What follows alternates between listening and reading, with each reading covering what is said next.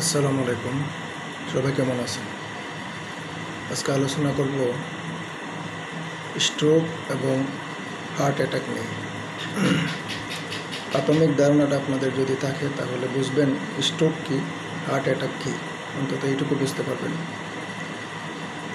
Heart attack হচ্ছে যাদের pressure high থাকে, যাদের উচ্চ রক্তচাপ থাকে 140-এর উপরে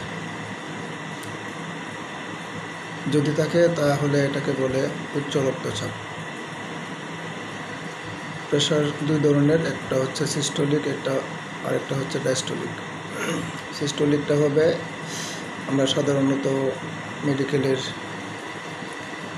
নিয়মে 120/80 হলে এটাকে নর্মাল প্রেশার বলি।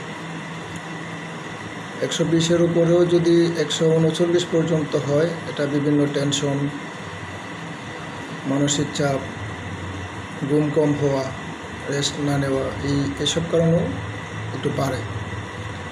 139 পর্যন্ত হলে এটাকে বলা হয় হাইপার টেনশন।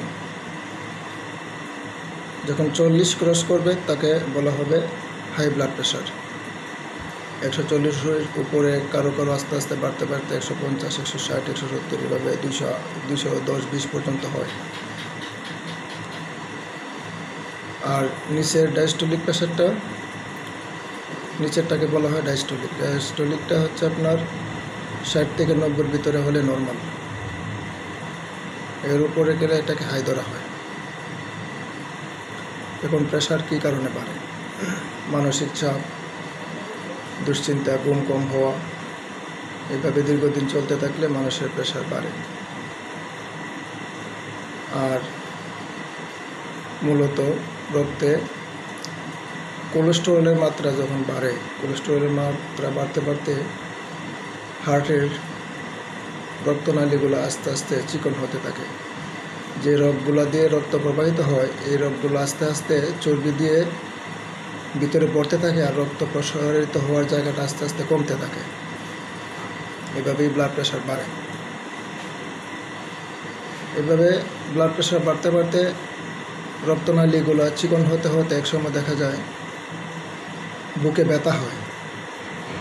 বেশিরভাগ সময় বাম দিকে, বুকের বাম পাশে ব্যথা হয়।